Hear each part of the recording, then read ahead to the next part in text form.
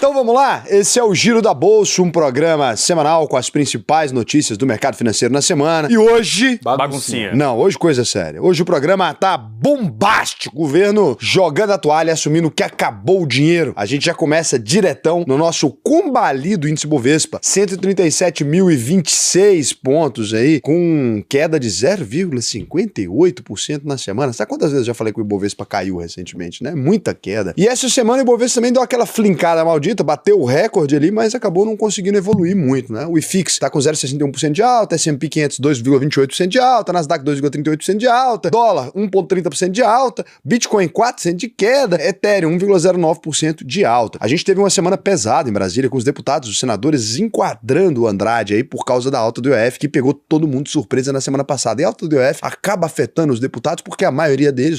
dinheiro tem que enviar para fora e acaba fazendo ali a offshore. Então é uma coisa que tem certa representatividade em Brasília. O governo tinha aumentado o imposto de 0,38 para 3,5% na canetada, 9 vezes de aumento aí mais ou menos, né? E o IOF é cobrado em muitas movimentações financeiras, como empréstimo, financiamento, seguro, compra de moeda estrangeira, investimentos e até lavagem de dinheiro. Muitas vezes você envia um dinheiro para fora, você vai lavar o dinheiro, você acaba pagando esse IOF aí. E aí não deu outra, né? O governo arrumou confusão com todo mundo, levou pancada de tudo quanto é lado. A lua de mel com o presidente do Senado, Davi Alcolumbre, foi pro saco. O presidente da Câmara, que é o Hugo Mota, também ficou pistola, diz que o Brasil, abre aspas, não aguenta mais aumento de imposto, fecha aspas, que precisa é de menos desperdício, abre aspas, quem gasta mais do que arrecada não é vítima, é autor, fecha aspas, e que o governo, abre aspas, não pode gastar sem freio e depois passar o volante pro Congresso segurar, fecha aspas. É o Congresso segurando o volante do Haddad. Depois os dois presidentes aí do Congresso chegaram no Haddad ali numa reunião tensa na Câmara e o Haddad saiu visivelmente abatido e soltou uma bomba, ou seja, assumiu que o dinheiro acabou e que se voltar atrás no aumento do IOF, a consequência concreta é um shutdown, ou seja, a máquina pública vai parar por falta de dinheiro.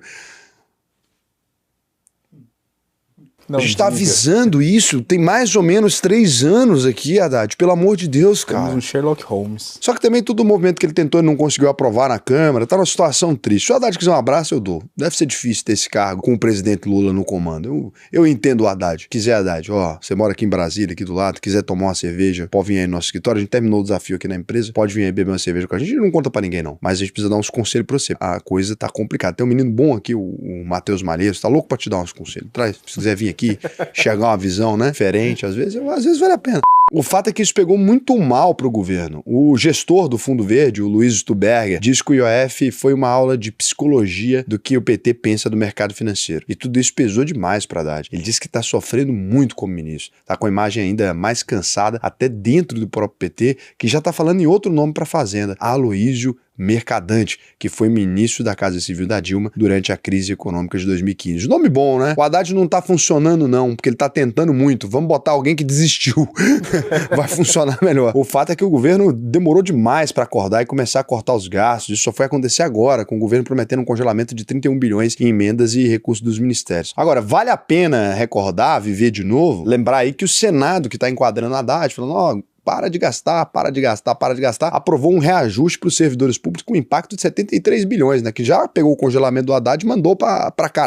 18 bilhões agora em 2025, 26 bilhões para 2026 e 29 bilhões para 2027. Que é isso? Que coisa gostosa. É isso que eu gosto, né? O que a gente tem aqui nesse momento atual? A gente tem uma situação crítica no Brasil, mas vale lembrar que em toda crise que se desenha, quanto mais ela se acentua, quanto pior a coisa fica, com ou sem shutdown, o que a gente precisa se lembrar é que as empresas brasileiras estão lucrando e têm lucrado legal. O PIB brasileiro cresceu nesse primeiro trimestre, uma coisa maravilhosa, puxado principalmente pelo agro, e tem dinheiro escorrendo para todo lado. Ibovespa flincando com a alta, aquela coisa legal. No ano a gente já cresceu 20%. No ano passado, né, as pessoas falando que o Brasil ia acabar, sei lá o que ia acabar, quer acabar para comprar dólar. Quem comprou dólar 6,30 sentou na graxa. É claro que se você está fazendo um investimento de longo prazo, não sentou tão na graxa assim, né? Mas vê aquelas teorias, os vídeos, vou sair do Brasil, estou tirando minhas alocações do Brasil. E agora ninguém tem. Atualização da minha carteira, né? Perdi 20%, né? Fora o dólar, perdi 30% esse ano. Ninguém fez esse vídeo ainda, eu tô aguardando, né? Que eu tava aqui esperando vocês fazerem, e a gente aqui na UVP tá fazendo o que a gente sempre fez.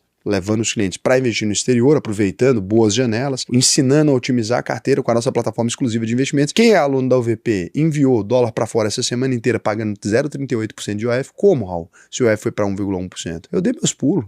Não sou quadrado. sei pular. Então dei meus pulos, organizei ali. Então se você ficou de fora disso, você tá ficando de fora de várias coisas. A gente tá com emissão de CRA, vai ter nosso ETF exclusivo que vai lançar por agora aí, tem fundo de investimento no México, tem fundos incríveis aqui que a gente tá colocando. Se você quiser fazer parte disso, alvp.com.br, entra aí, se transforme meu aluno, que vai ser muito bom para você e para o seu desempenho. Voltando aqui para o nosso giro da semana, o que a gente tem aqui hoje? Um governo que gasta muito mais do que deveria, uma carga tributária gigantesca, inclusive eu e você trabalhamos desde o início do ano até quinta-feira agora, dia 29 de maio, só para pagar imposto, ou seja, 149 dias para dar dinheiro pro governo. E aí o Haddad aparece, porra, quer dizer que vocês estão vivendo 6 meses sem pagar imposto? Vou tributar. Se avisar isso aqui, eu não sei nem se tá bom. E o Brasil atingiu o primeiro lugar no ranking dos países que menos conseguem devolver tributos. Salva de palma pros profissionais. Eu acho que a gente podia aproveitar esse momento e homenagear, né? Coloca uma foto dos nossos deputados, dos nossos senadores pra gente fazer essa homenagem. Meus parabéns aí pra vocês, vamos colocar. Coloca uma foto também de todos os ministérios, porque isso aqui é uma coisa que, cara, sem vocês jamais seria possível o Brasil atingir esse momento. Investindo, né, muito bem nosso dinheiro. E o legal é que na lista tinha só países legais, né? Os 30 países que mais cobram impostos no mundo. A gente tava na lista e a gente ganhou nos que menos devolvem. Pra você ver que metade do trabalho tá feito, né? Não é só entregar a outra metade. A gente tem cobrado mesmo, mas não tem conseguido devolver. Talvez o deputado vendo isso agora, ele fica até comovido, né? E aí, o Haddad ainda tem coragem de dizer que existe uma caixa preta de 800 bilhões em desonerações fiscais no Brasil. E é verdade. Mas o problema não é exatamente esse, né, Haddad? Parece que a gente tá com uma dificuldade mais na entrega. A arrecadação tá funcionando. Eu sou até a favor, vou ser bem sincero com vocês aqui, da gente rever isso. Porque eu, por exemplo, não recebo nenhum benefício fiscal. Então, eu sou a favor da gente tirar os benefícios fiscais de alguns setores aí que já estão muito beneficiados, né? Mas precisa ser feito com cuidado, para tomar cuidado, porque o que tem salvo o nosso PIB aí é o agronegócio, querendo ou não, faz o dinheiro circular e etc. E então a gente precisa ver. Eu acho que tinha que desonerar a indústria ainda mais, né? A indústria é onerada. Então a gente precisava desonerar a indústria, precisava emprestar dinheiro para a indústria, porque a coisa tá feia. Folha de pagamento, né? Você pagar imposto para contratar alguém. E como que a gente pode ter no Brasil uma situação tão séria do jeito que a gente tem agora, com a desindustrialização, a indústria desacelerou mais ainda, né? Diminuiu a participação da indústria no nosso PIB ainda mais do que já tinha diminuído. Então, assim, a gente tá nessa situação e aí você fala assim, ah, Raul, mas a indústria tem que tomar crédito no mercado, né? Os capitalistas têm que tomar crédito. Cara, como é que toma crédito a 14,75% ao ano de Selic? Tava aqui conversando, tem um cliente aqui, veio aqui, a gente tá fazendo uma reestruturação da dívida dele. Olha, o cara, a empresa dele fatura mais de 300 milhões, tá com EBITDA de 2 milhões, cara. É uma loucura. Então, assim, o que você vai falar, né, pra um cara desse? Você vai falar que ele tá pagando pouco tributo? É isso que a gente vai falar para ele? Sinceramente, o Brasil é um país muito difícil nesses aspectos, né? E é claro que tudo isso está ajudando a desgastar o Andrade, mas também está afetando demais a popularidade do nosso excelentíssimo, excelente, né? Excelentíssimo também é demais, presidente Lula aí. Porque o cidadão comum tem visto o preço de tudo aumentar sem receber quase nada em troca. A desaprovação do governo do PT bateu mais um recorde, com quase 54% da população reprovando a gestão do PT, o que ficou ainda pior depois dos escândalos de fraude do INSS. Então, é uma situação muito séria. E aí o Lula parece que tá meio fora da realidade, e com toda essa baguncinha acontecendo, ele andou falando que tá faltando água no sertão porque Deus deixou, sabendo que ele ia virar presidente e ia resolver o problema. Enquanto isso, o verdadeiro problema do Brasil, que é fiscal, essa torneira ninguém fecha, né? Gasto público tá piorando, porque o Lula insiste com mais medidas populistas, dessa vez prometendo dar botijão de gás para 22 milhões de famílias aí, depois do programa de luz. Então, assim, um populismo em cima de populismo, né? E o problema disso é que ao mesmo tempo que o governo diz que não tem mais dinheiro para nada, o Lula promete gastar ainda mais, o que também atrapalha o Banco Central, que tá tentando derrubar a inflação, mantendo os juros lá em cima, em 14,75% ao ano. Engraçado que até o populismo do Brasil piorou nos últimos anos, né? Porque antigamente, as promessas do Lula eram uma coisa meio picanha, iogurte e aeroporto. Agora a gente tá prometendo botijão de gás, né, cara? É engraçado que a gente consegue perceber um derretimento da capacidade do Brasil de aplicar determinadas políticas mais populistas. Tô falando sério mesmo. Imagina, né? A promessa era, você vai conseguir voar, o aeroporto vai parecer uma rodoviária, não era isso que dizia ali? Como é que foi a do Guedes lá? A empregada doméstica tá empadida o tempo todo. E aí a gente chegou num lugar aqui agora que o populismo do Brasil é botijão de gás, cara. Sinceramente, isso me deixa triste, assim, né? Nem o populismo tá funcionando mais. Vai, Marcos. Possibilidade de impeachment no papai? Deus me livre. Nem fala isso em voz alta. O que a gente menos precisa agora é impeachment, cara. Você às vezes não gosta do Lula, pensa, pô, impeachment seria a solução. Você tá maluco, cara. Quando você pega o histórico do Brasil dos últimos 20 anos, né? Cara, a gente toda hora não tem normalidade democrática. O Lula não recebeu a faixa do outro que não quis entregar pra ele. A Dilma saiu expulsa do governo, entrou o Temer. Precisa de uma normalidade democrática. Tem condição não. O Lula tem que terminar o mandato dele. Não é assim que funciona, né? As pessoas votaram, vocês escolheram, tem que ficar até o final agora. Da próxima vez é dar aquela refletida. É didática, né? O presidente da República tem que entrar e tem que sair, tem que parar com esse negócio de impeachment. A boa notícia é que o ciclo de alta da Selic tá acabando. Isso já é ponto pacífico no mercado, até porque os indicadores econômicos estão ajudando, o PIB do Brasil cresceu aí 1,4%, eu tinha dito 1,2%, eu roubando, ó. A inflação deu uma trégua em maio, com o IPCA subindo menos que o esperado. O IGPM, chamado inflação do aluguel, caiu 0,49% para 7,02% ao ano. O pessoal do consórcio vai ficar feliz uma hora dessa, a parcelinha reajustada, tranquilo. O desemprego também tem caído, com um recorde de carteira assinada e um total de 257 mil vagas criadas em abril, bem acima das 170 mil projetadas pelo mercado. E aqui a gente tem um ponto de atenção, porque é claro que o aumento do emprego formal é bom, mas isso pode fazer a inflação voltar a subir em um ritmo mais forte. É emprego para todo lado, um oba-oba, botijão de gás. A gente também tá vendo isso na oferta de crédito privado, que subiu 7% em abril, muito embora a gente tenha mostrado aqui na semana passada que a inadimplência também tá aumentando muito. Mas isso é o certo, né? Quem vai ficar pagando dívida? Mas o resumo de tudo isso é que nossa economia continua forte, mesmo com esse cenário de risco fiscal, que agora ficou mais evidente do que nunca, né? Tá evidente, menino do céu. Quando a gente olha lá pra fora, o cenário é um pouco parecido, porque o governo americano também está tentando cortar gasto para evitar um colapso econômico. Mas dois grandes motivos fizeram as bolsas subirem nos Estados Unidos: a diminuição do medo dos investidores com as tarifas do Trump e a volta por cima da Nvidia, que surpreendeu o mercado. Mas falando de tarifa, foi uma semana de alívio,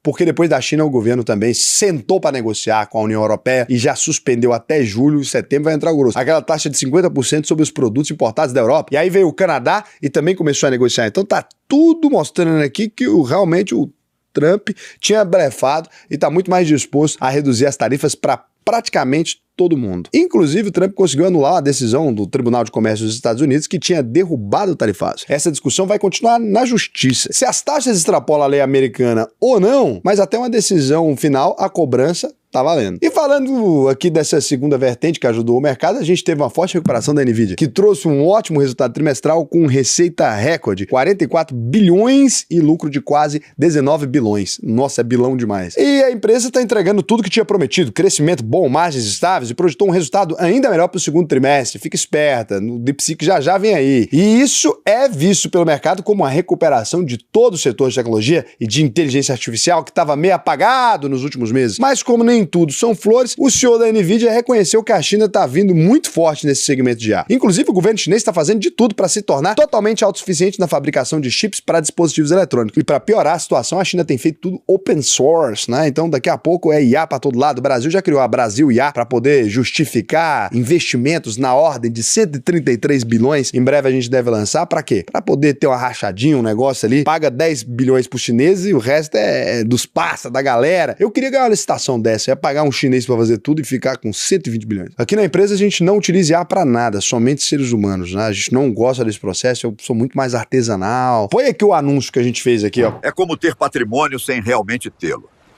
Porque, mais cedo ou mais tarde, o Estado vai encontrar uma forma de tomar parte disso. Se tudo que você possui, empresas, imóveis, investimentos, Está atrelado ao seu CPF no Brasil, lamento dizer, você está vulnerável. Foi por isso que eu recorri à AUVP Capital. Hoje, durmo tranquilo. Eles cuidam do meu patrimônio e podem cuidar do seu também. E se você quiser ou gosta de se estruturar financeiramente da maneira correta, gosta de tomar boas decisões financeiras, o que eu te convido é a conhecer a UVP, que é a minha escola de investimentos. Aqui sim eu ganho dinheiro, né? auvp.com.br. Clica no botão Faça sua análise de perfil. Da mesma maneira que eu consegui te explicar matematicamente as coisas aqui, com informações concretas e com dados que fazem sentido, tudo na UVP a gente faz da mesma forma e com a mesma isenção, independente dos produtos que a gente tem na nossa prateleira ou não. A UVP tem mais de 5 anos de mercado, já formou mais de 50 mil alunos, exatamente porque a gente é 100% transparente aqui com tudo aquilo que a gente faz e traz aqui para vocês. A gente tem um compromisso ainda que se você concluir a UVP e não aprender a investir, eu devolvo 100% do seu dinheiro. Você pode perguntar para qualquer aluno meu, tem vários aqui que comentam, não é gente que eu contrato não, são os alunos mesmo que a gente adquiriu ao longo dessa história, que comentam aqui desse compromisso nosso. E se você quiser, pode pesquisar nossa marca no Google, no Reclame Aqui, em tudo quanto é lugar, e que você vai ver lá que de fato faz sentido fazer a UVP e que a UVP só vai cobrar de você, pode ver até no Juros Brasil também, a gente nunca teve um processo, se você concluir e não ficar satisfeito. Por quê? Porque se você não ficar satisfeito, você pode pedir o seu dinheiro de volta, tá bom? E agora a gente vem aqui para as rapidinhas. O que é uma rapidinha? Uma rapidinha é aquela coisa boa para se fazer nesse cenário agora, onde a gente tem lindos céus em Goiânia. Frio. Porém, friozinho, o pôr gostoso. do sol tá incrível. E é bom para fazer baixo também, porque às vezes você tá fazendo num lugar que as pessoas podem te escutar, né? Então, eu ia falar sobre isso. Bom para fazer... Outro dia até é bom você falar.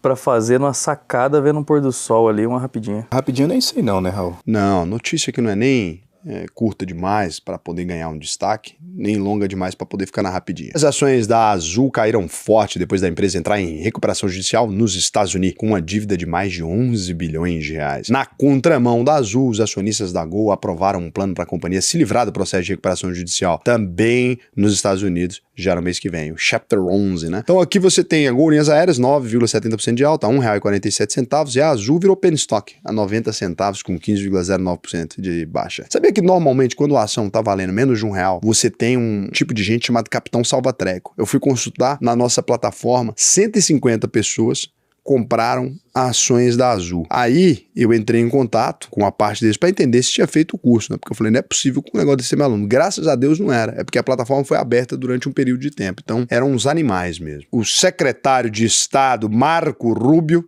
e os membros do parlamento americano fizeram ofensivas nessa semana contra o ministro, nosso queridíssimo ministro, nosso excelentíssimo ministro. Esse excelentíssimo mesmo. Alexandre de Moraes, do STF. Eles prometeram ações concretas contra autoridades acusadas de, abre aspas, censura, fecha aspas, incluindo a proibição de entrar nos Estados Unidos e de usar cartões de crédito de qualquer bandeira sediada no país. Em resumo, essa alegação aqui impediria um ministro, por exemplo, de utilizar um cartão da Mastercard e da Visa na situação. Quero fazer uma nota de repúdio aqui ao Marco Rubio. Jamais a gente pode aceitar uma coisa dessa daqui. Então é uma intromissão realmente na democracia brasileira. Isso aí me indigna muito. Palma para o senhor Alexandre de Moraes. Grande homem. Excelente ministro. Eu sou fã do Alexandre de Moraes desde que ele era criança. Então, com desperdício de dinheiro onde o Alexandre de Moraes trabalha. Porque ele é tão eficiente, podia demitir o restante. Ele podia ter um ministro só. Mas pra que a gente precisa desse tanto de ministro? Corte de gasto, qual é a eficiência do Alexandre de Moraes? A gente precisa de presidente da República, inclusive, pra quê? Cabe avaliar se não é a hora de restaurar a monarquia com o Alexandre de Moraes como nosso rei. Ei, Alexandre é o nosso rei. Deixa o Alexandre de Moraes aqui do meu lado e põe uma coroa nele que eu achei legal. A União Europeia acusou a Shein de enganar clientes e ameaçou impor multas pesadas contra a varejista chinesa. Sofrendo pressões regulatórias, a empresa precisou adiar o IPO na Bolsa de Londres e o valuation pode despencar de 100 bilhões de dólares para 30 bilhões de dólares. O ministro de Finanças do Japão pode reduzir a emissão de títulos de longo prazo, 20 a 40 anos, diante de uma nova crise interna no país, com descontrole fiscal e juros altos. O governo teve a menor procura por esses títulos em quase um ano e precisou lançar um pacote de 15 bilhões de dólares para proteger as empresas japonesas do impacto das tarifas nos Estados Unidos. Quem diria que emprestar dinheiro oferecendo 0,15% de juros ninguém ia querer tomar?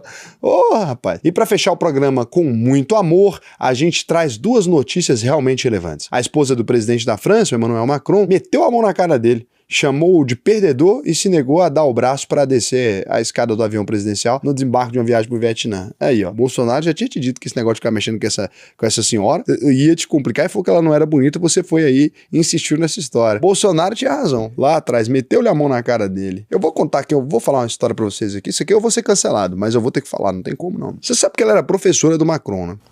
Ah, é? Ele pegou a professora. Aí ele inventou de comer a professora e deixou seguir pra vida isso. Uma coisa maluca isso aí. Eu até entendo a tara de transar com a professora, mas casar com a professora é exagero. Acho que às vezes cabe o Macron. O senhor, agora que o vídeo tá dublando para vários idiomas, agora a gente consegue mandar recados internacionais. Você viu isso que o YouTube faz sozinho? Então, Macron, vou colocar isso em francês para ele. Será que faz sentido, Macron, isso aí? Pô, às vezes, cara, tem problema nenhum você reavaliar. Ninguém vai te julgar, né? E uma notícia que, não, isso aqui é palhaçada, pô. Você vai colocar... Não, essa notícia é realmente relevante. Nossa, é relevante isso aqui. Nossa, eu não aguento mais ouvir o nome dessa menina. Jesus amado. Em tudo ela tá. Ela tá em CPI, até CPI agora ela tá. Chegou ao fim, então, o casamento, e a grande questão é como vai ficar o patrimônio do casal que tinha comunhão parcial de bens. Ah, tá. Não, tô nessa separação não. Isso aqui é só pra organizar, porque ela tá sendo processada por causa da CPI da Beth. Isso aqui deve ser só a reestruturação de patrimônio. Isso aqui não é divórcio, Teoria não. da conspiração maravilhosa. Você é doido? Você tem um casal em comunhão parcial de bens, ela tá respondendo uma CPI. Se ela for condenada, o que acontece com o patrimônio dos dois? Vai pro saco. E se ela separar e isolar? Ela vai mudar de casa? Tem que avaliar aí. Ela falou que não.